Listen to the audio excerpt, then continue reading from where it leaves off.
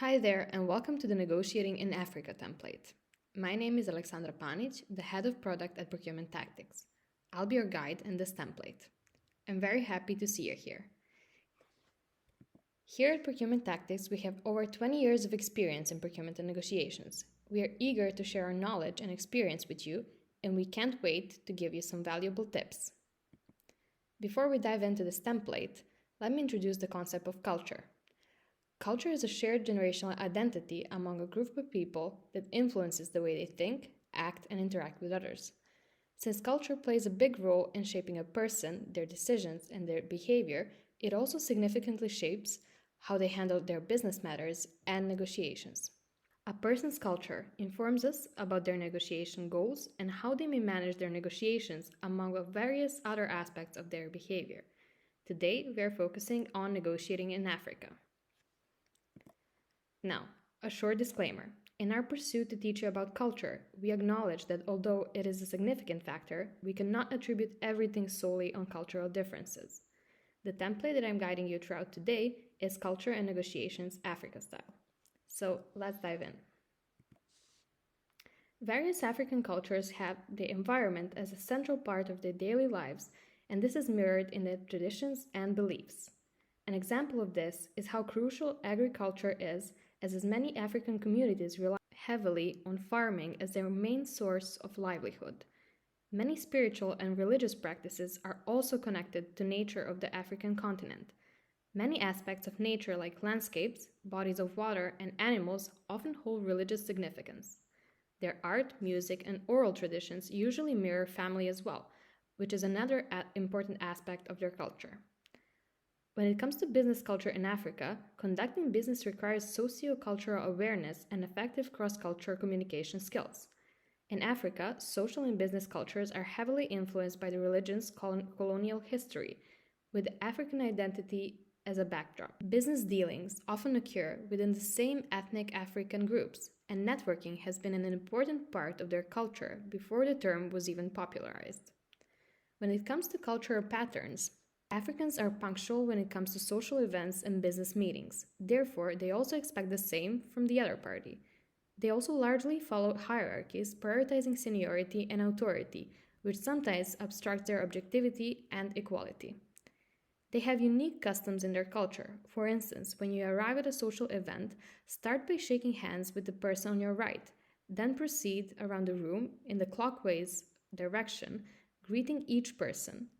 When leaving, say goodbye to each person individually. When shaking hands, the middle finger should snap against the middle finger of the other person. The louder snap is considered better, and it's okay to try snapping again if you missed the first time. As their environment is deeply embedded in their culture, their ways of thinking are also influenced by environmental sustainability. The African continent, although having minimal carbon emissions, are quite vulnerable to climate change. They have various environmental sustainability initiatives to combat this, however, like the Great Green Wall project, which aims to restore 100 million hectares of currently degraded land. In African culture, it's also challenging to distinguish between social interactions and business engagements. Sometimes, it may even require participating in casual gatherings like backyard barbecues or visiting village for meals before business discussions can begin. Outsiders may misunderstand this approach, but in reality, it's an integral part of building group solidarity, which holds significant importance in African society. What about their negotiation styles? Reaching a win-win result is an ideal outcome of a meeting for Africans. Therefore, they usually employ a collaborative or integrative negotiation style. When negotiating with Africans, patience and flexibility are needed, as progression may be slow, with an emphasis on building rapport over time. This may require you to make small talk or attend business dinners and lunches. You need to build up trust and mutual connection before proceeding with any business discussions. And one more thing, social awareness. The key to successfully negotiating with Africans is to be socially aware. You have to be aware of their basic social customs and traditions and be able to respect each of these. This will show them that you are genuine with your intentions and that you can naturally build trust. To overcome barriers in African negotiations, one must become fully prepared. This means becoming aware of their social and environmental cultures, knowing their customs and traditions, and being transparent and honest during information exchange and actual negotiation. Since they like reaching win win situations at the end of the negotiations, you should also be considerate of their circumstances and be able to make compromises from time to time. Get ready to learn about different negotiation styles in 3 African countries selected. First, let's start with Nigeria. Nigerian people primarily employ distributive bargaining during negotiations. This means that any gain of one party is a loss of the other. Although they expect long term relationships, they usually lean towards near term benefits over long term ones. Likewise, they typically expect near term benefits after the deal is done. A deal is more appealing to them when there are tangible benefits right away than when they appear later. A win win situation is not often expected, and usually it is normal to have an unequal distribution of sources. When it comes to information exchange, Nigerians are usually willing to share information but tend to exaggerate, which is something you should be cautious of. Since they prefer long term relationships, the pace of negotiation is relatively slow. When having negotiations with them, please do. Be cautious about the information you get from them.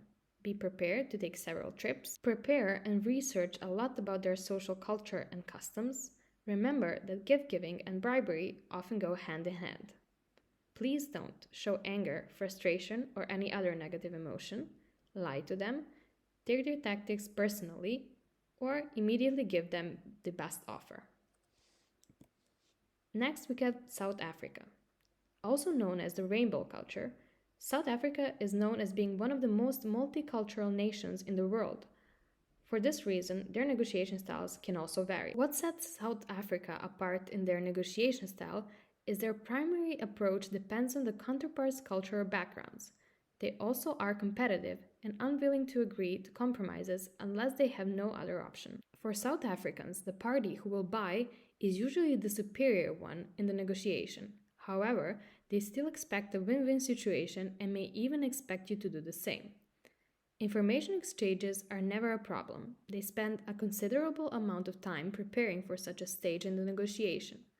Although not all information is readily revealed, it's good to be honest with them as things could get pretty unpleasant if they notice that the other party is hiding something. Time spent on negotiation is usually situational. When having negotiations with them, please do. Be honest and transparent when sharing information. Avoid hard selling as they do not like that style. Be straightforward. Be careful when applying some tactics. Please do not attempt to rush the decision-making process or the pace of the negotiation, open with any extreme offers, or expect decisions to be made instantly. Finally, we have Kenya.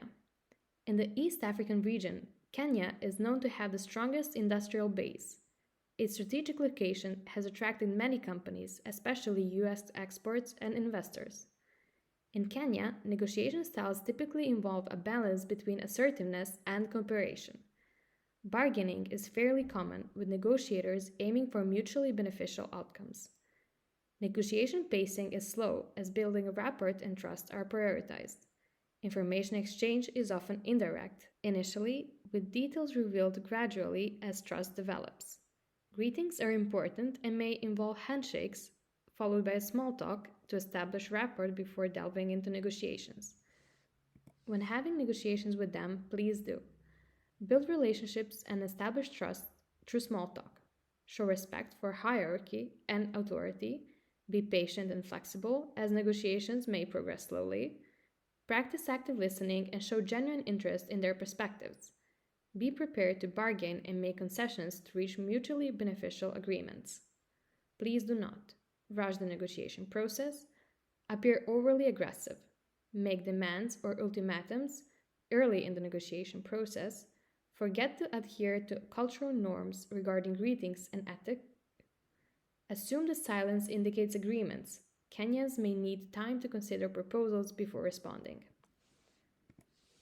This is a wrap for this template. We've learned that navigating business interactions in Africa requires understanding the continent's rich and diverse cultural landscape. You can foster strong business relationships with them by respecting their traditions, building trust, and being aware of social customs. If you want to learn more tips on culture and negotiation, then check out our Culture Impact on Negotiation course. This has been Aleksandra Panic, and I hope to see you in our next lesson.